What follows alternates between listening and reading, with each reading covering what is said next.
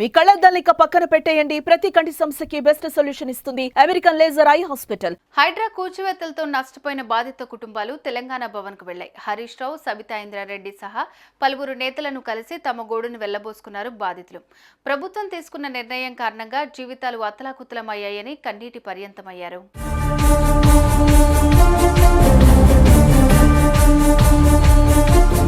చెరువులను కబ్జా చేస్తూ అక్రమ నిర్మాణాలు చేపట్టినందుకు గాను హైడ్రాను రంగంలోకి దింపింది కాంగ్రెస్ ప్రభుత్వం. ఎఫ్టీఎల్ బఫర్ జోన్లతో పాటు ప్రభుత్వ భూములను ఆక్రమించిన వారిపై యాక్షన్ తీసుకుంది. నిర్మించిన ఇళ్లను కూల్చేసింది. ప్రభుత్వ భూములను స్వాధీనం చేసుకుంది. ఇక ఏ రోజు ఏ క్షణం హైడ్రా సిబ్బంది వచ్చి తమ ఇళ్లను కూల్చివేస్తారేమో అని బిక్కుబిక్కుమంటున్నారు బాధితులు. తమకు న్యాయం చేయాలని కోరుతున్నారు. మేము చాలా డిసప్పాయింట్ అయ్యాం సార్. మమ్మల్ని ఈ ట్యాగ్ లైన్తో పిలవకండి, మమ్మల్ని సేవ్ చేయమని మేము మీ దగ్గరకు వచ్చాం, కేటీఆర్ భవన్కి వచ్చాం. మేము please save us sir.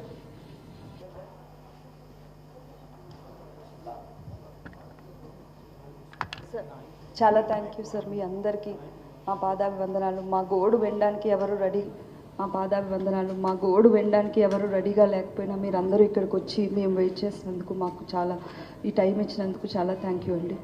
Development అంటే చిన్న నుంచి పైకి ఎదగడం. మా నాన్నగారు ఆర్టీసీలో కండక్టర్ అండి.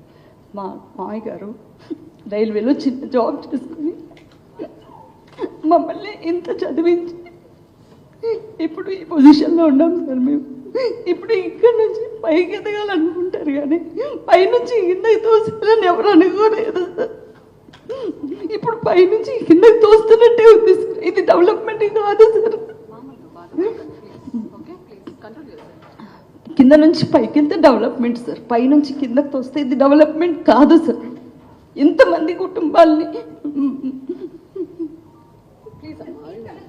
మేము ఉన్నాము, మీకు టెన్షన్ పడాల్సిన అవసరం, మీరు బాధపడకండి సార్. వాళ్ళందరూ ఉన్నారు, దిల్ టేక్ కేర్.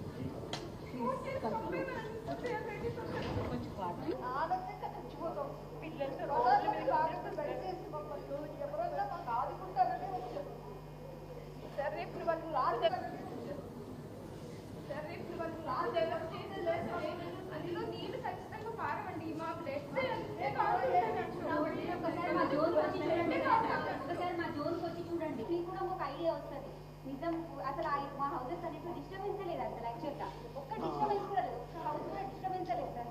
అయినా అసలు మీరు చూడకుండా డిస్టర్బెన్స్ లేదు సార్. అయినా అసలు మీరు చూడకుండానే ఎలా డిసైడ్ చేశారు సార్ మీరు? అట్లా మా జోన్కి వచ్చి చూడండి ఒకసారి మీరు, అసలు ఏం డిస్టర్బెన్స్ ఉందో పల్లికి. ఈరోజు బీఆర్ఎస్ భవన్లో అందరూ మొత్తం టోటల్గా మన లేక్ వ్యూ వరద బాధితులు మొత్తం టోటల్గా రావడం జరిగింది ఈరోజు. మరియు సబితా ఇంద్రారెడ్డి గారు మరియు హరీష్ రావు అన్న గారు మరియు కార్తిక్ రెడ్డి అన్న గారు ఈరోజు వాళ్ళ నాయకత్వంలో ఇక్కడ మీటింగ్ జరగడం జరిగింది. అందరూ వరద బాధితులు మొత్తం టోటల్గా చాలా బాధతో మా బీఆర్ఎస్ పార్టీకి రావడం జరిగింది. ఎందుకంటే ఇంత తొందరగా అసలు ఈ డిమాలిష్ అనేది లేక్ వ్యూలో ఏదైతే ఇల్లులు పోతున్నాయో, ఏదైతే మన మన మన అత్తాపూర్లోనే కానీ మన దాన్ని ఏమంటారు మలక్పేటలోనే కానీ సిటీకి సంబంధించిన మొత్తం టోటల్గా వ్యూలో మిడిల్లో ఎంతోమంది దాదాపు 15,000 మంది ఇల్లులు ఉన్నాయి మొత్తం టోటల్గా. వాళ్ళు ఏం కావాలి, వాళ్ళకి ఏం అన్యాయంగా మొత్తం టోటల్గా వాళ్ళకు 5 అంతస్తులు ఉన్నాయి, 2 అంతస్తులు ఉన్నాయి, జోపిడీలు ఉన్నాయి, చిన్న గుడిసెలు ఉన్నాయి మొత్తం టోటల్గా. వాళ్ళందరికీ మొత్తం టోటల్గా ఒక్కొక్కరు బీపీ పేషెంట్లు ఉంటారు, షుగర్ పేషెంట్లు ఉంటారు. మీరు తొందరగా వచ్చి ఇప్పుడే కాల్ చేయండి, మేము ఇప్పుడే కొలగొడతాం, మీరు వెళ్ళిపోండి, మీరు చేయండి అంటే వాళ్ళకి ఇల్లు లేవు పోవడానికి. మిడిల్ క్లాస్ వాళ్ళంతా మొత్తం టోటల్గా ఏడికిని పోతారు. మీరు అంత అవసరం పెద్ద విల్లాస్ ఉన్నాయి, పెద్ద కన్స్ట్రక్షన్స్ ఉన్నాయి, దాన్ని కొడుతారు, ఇన్కన్వెన్షన్ కొట్టి. ఎస్, మేము దానికి న్యాయంగా మేము సపోర్ట్ చేస్తాం. దానికి మేము ఏమంటారు హైడ్రాని తప్పు పడతలే ఎక్కడ చెయ్యండి, కానీ ఇంత తొందర ఇప్పుడు వర్షం పడి ఇప్పుడేం కొట్టుకపోతలేవు కదా ఇల్లులు అయితే. అవి దాదాపు అవి ఒక 30 నుంచి 40 సంవత్సరాల నుంచి ఉన్న ఇల్లులు. అంటే దాని మీద చిన్న కుటుంబాలు బతుకుతున్నాయి. వాళ్ళకు ఒక భరోసా ఇవ్వండి. ఫస్ట్ వాళ్ళకు ఒక భరోసా ఉన్నా, నేను సీఎంగా ఉన్నా, నేను చేస్తున్నా, మీరు నాకు సపోర్ట్ చేయండి, మీకు ఏం కావాలి దీనికి, అది మీకు ఉపాధిగా మీకు ఏం కావాలి మేము ఇస్తా అని మీరు ఒక ధైర్యంగా. ఎస్, ప్రజలు మిమ్మల్ని నమ్ముకొని ఏమంటారు గెలిపించారు ఈరోజు. ఆ గెలుపుకే మీరు న్యాయం చేయండి అంతే. ఆ న్యాయానికి మీరు ప్రజలకు ఒక ధైర్యం ఇవ్వండి. మీరు చేసేదానికి మేము ఏమీ తప్పు అడుగుతలేదు. ఫస్ట్ వాళ్ళకి ఏమంటారు మీరు ఇక్కడ, ఎందుకంటే ఇన్ని రోజులు వాళ్ళు ఏమంటారు లైట్ బిల్లులు కట్టిరు, వాటర్ బిల్లులు కట్టిరు, ఇంటి ట్యాక్సులు కట్టిరు, అన్నీ తీసుకున్నప్పుడు ఒక టైం ఇవ్వండి. టైం ఇచ్చి దాంతోపాటు మీరు ఏమైనా చేస్తారా చేయండి, వాళ్ళకి న్యాయం చేయండి. అదే ప్రజలు కోరుతున్నది కూడా, ఈరోజు వచ్చి అందరు ఇక్కడ బాధితులు కోరుతున్నది కూడా న్యాయం. అంతే న్యాయం అడుగుతారు వాళ్ళు మొత్తం టోటల్గా. ఇప్పుడు వాళ్ళని తీసుకొని పోతే ఎక్కడెక్కడో స్కూల్ వేస్తే వాళ్ళ స్కూల్స్ ఏం కావాలి, వాళ్ళ స్టడీస్ ఏం కావాలి, వాళ్ళ ఏమంటారు హాస్పిటలైజ్ దగ్గర చూపించుకునే వాళ్ళు ఉంటారు, వాళ్ళు ఎక్కడికి వెళ్ళిపోవాలి. మీరు వాళ్ళకి ఒక తొవ్వ చూపించండి. తొవ్వ చూపించిన తర్వాత మీరు చేయండి. దీనికి కనీసం ఒక కమిటీ వేయండి. లేకపోతే కమిటీ అనేసి ఆల్ పార్టీ మీటింగ్ అన్న పెట్టి దానికి ఎట్లా చేద్దాము, ప్రజలకు ఎట్లా ధైర్యం ఉంటుంది, వాళ్ళ మనోభావాలు కోల్పోకుండా వాళ్ళు ఎంబడి ఉండి మీరు ఏదైనా చేయండి. మేము కూడా దాన్ని ఖచ్చితంగా 100% సపోర్ట్ చేస్తాం. ఈరోజు సుమన్ టీవీని అన్నగారికి నమస్కారం. ఏదైతే సీఎం రేవంత్ రెడ్డి గారు గెలిచిన తర్వాత ఈ తెలంగాణ రాష్ట్రంలో అల్లకొల్లంగా జరుగుతుంది. ఒక సీఎం రాష్ట్రాన్ని కాపాడిన వ్యక్తి ఈరోజు హైడ్రా అనే ఒక డ్రామా విధంగా ఈరోజు బఫర్ జోన్ కావచ్చు, అది ఏదైతే పెద్ద వాళ్ళని ఇడిచి పేదోళ్ళని పొట్టన కొడుతున్నటువంటి సీఎం రేవంత్ రెడ్డి గారికి ఒక్కటే హెచ్చరిస్తున్నాం. కొడంగల్ నియోజకవర్గంలో కూడా రేవంత్ రెడ్డి గారి ఇల్లు ఎక్కడ కట్టిండని మేము మనవి చేస్తున్నాం.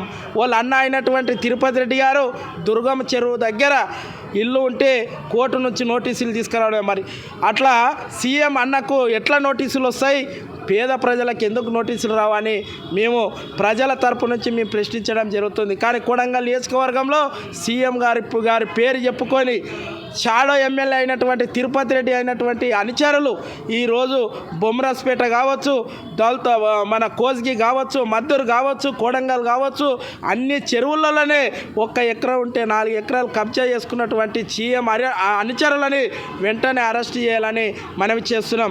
అదేవిధంగా హైదరాబాద్లో ఏదైతే మూసీ నది ప్రవహిస్తున్న ప్రాంతంలో అక్కడ కూడా పేద ప్రజలు ఏదైతే కూలీ నాలి చేసుకుని ఇండ్లలో పని చేస్తున్నటువంటి అక్కలు కావచ్చు, అన్నలు కావచ్చు, వాళ్ళు నిజంగా ఈరోజు వాళ్ళు ఒక్కొక్క రూపాయి వేసి ఈరోజు ₹1 కోటి వచ్చి 2 ఫ్లోర్లు 3 ఫ్లోర్లు కట్టుకున్న ప్రజల మీద ఈరోజు నీ హైడ్రా పెత్తనం ఏందని రేవంత్ రెడ్డికి హెచ్చరించడం జరుగుతుంది. కాబట్టి రేవంత్ రెడ్డి గారు కావచ్చు, అదేవిధంగా హైడ్రా అయినటువంటి కమిషనర్ రంగనాథ్ గారు కావచ్చు, దయచేసి మీకు సిగ్గు శరం ఉండమనుంటే వికారాబాద్ జిల్లా అయినటువంటి కొడంగల్ నియోజకవర్గంలో సీఎం గారి ఇల్లును కూల్చండి. దమ్ము ధైర్యం ఉంటే కొడంగల్ నియోజకవర్గంలో మంచి వాగు ప్రవహిస్తుంటే అక్కడ కొండారెడ్డిపల్లె పక్కన ఇల్లు కట్టడం జరిగింది.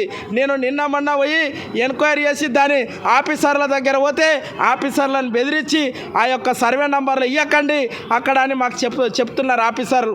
దయచేసి తిరుపతి రెడ్డి కావచ్చు, రేవంత్ రెడ్డి కావచ్చు, ఏదైతే హైడ్రా ఉందో జిల్లాలకు ప్రవేశిస్తున్నా అన్నారు.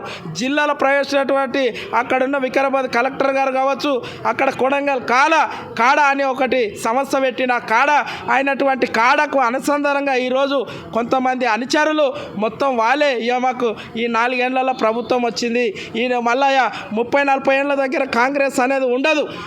ఎందుకంటే కేసీఆర్ గారు ఏదైతే 10 ఏళ్లలో పరిపాలన ఇచ్చిండో, రైతు బంధు కావచ్చు, రైతు రుణమాఫీ కావచ్చు, ఏదైతే స్కీములు ఇచ్చిండో మన కేసీఆర్ గారు అభివృద్ధి పథంలో నడిపిస్తున్న తెలంగాణ రాష్ట్రాన్ని ఈరోజు మొన్న నిరుద్యోగులు ఏదైతే మోసపోయి ఈ కాంగ్రెస్ గవర్నమెంట్ తెచ్చుకున్నందుకు ఈరోజు బుద్ధి రావడం జరిగింది.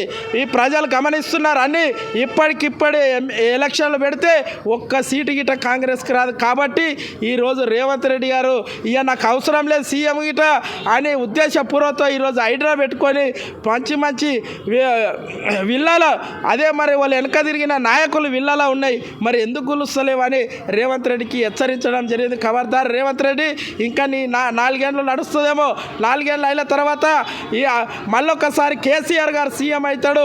సీఎం అయిన తర్వాత ఆఫీసర్లకు కావచ్చు, పోలీసులకు కావచ్చు, అదేవిధంగా ఒక్కటి విన్నపిస్తున్నాం, తెలంగాణ రాష్ట్రంలో పోలీసు వ్యవస్థ ఎలా ఉండే, పోలీసులకు మంచి బిల్డింగ్లు కట్టించిండు, మంచి కార్లు కొనిచ్చిండు, మరి మరి అటువంటి సీఎం గారు ఉన్నప్పుడు మన పోలీసు వ్యవస్థ ఎట్లుండే, ఈరోజు రేవంత్ రెడ్డి గారు దగ్గర హోమ్ మినిస్టర్ ఎవరో తెలియదు, విద్యాశాఖ మంత్రి ఎవరో తెలియదు, మున్సిపల్ మంత్రి ఎవరో తెలియదు.